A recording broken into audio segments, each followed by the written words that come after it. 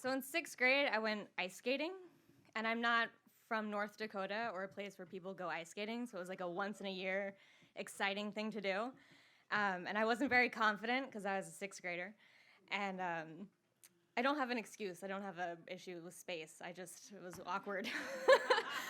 um, and I went with my friend Morgan, and my mom took us. And I was skating, and I was holding onto the edge, and I was very proud of myself because I was like, look, I'm skating.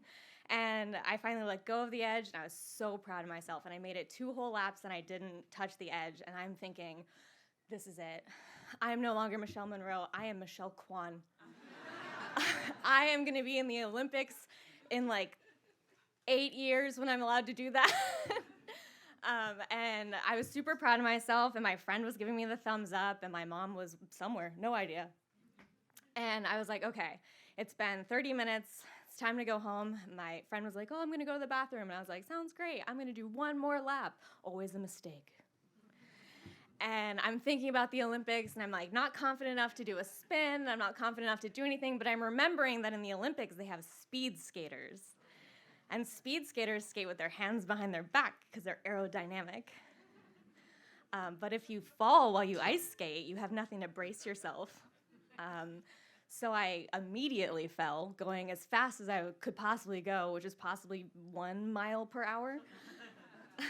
If you don't know, ice is actually harder than concrete. So if you fall on ice, it hurts. The happy part about this is that I immediately went into shock. So I have no memory of pain at all. I just remember looking down and seeing red. And I had fallen, and I had done this like right before I fell, so my mouth was open. I'm loving this.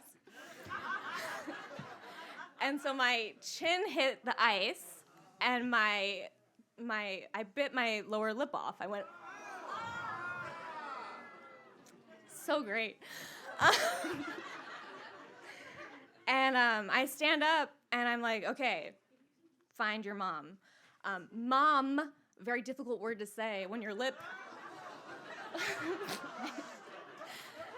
And my mom's name is April. Also hard to say. And so I'm getting off. Nobody's helping me. I'm just like wandering like a lost sheep trying to figure out where my mom is. And I'm like, I can't find her. So I go to the bathroom because I'm like, oh, maybe she had to pee. And this lady, I walk into the bathroom, and this lady grabs my face with both of her hands and goes, don't look in the mirror.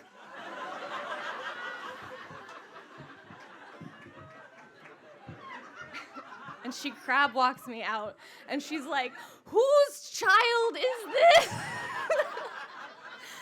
And my friend is like, I'm her friend, and she's like, whose mother is this? And finally we find my mom, who was getting hot chocolate, and that's ruined forever now. And she's like, that's my child. And so we get in the car, and she takes me to the emergency room, and they're like, ugh, because it's the emergency room. They've seen way worse. So then we go to urgent care or something, and the doctor was like, okay, I'm gonna numb you, which at that point didn't matter because I'm still fully in shock. I'm honestly confused because I've never seen what my face looked like while that was happening. Lord, sorry. And the doctor's like, okay, we're gonna numb you, we're gonna stitch you up. I was like, okay. My mom, I was like, you can't leave. I'm 11. So I was like, you can't leave. She's like, I love you so much. I will be here for you. I will hold your hand. I cannot look at you. So the doctor is stitching me up, and my mom is like, oh my God.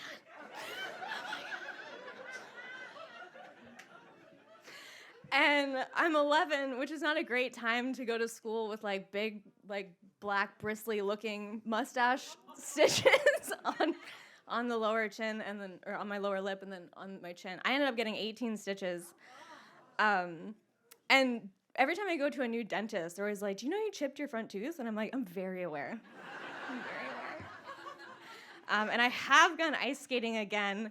I very rarely let go of the wall, and I never put my hands behind my back.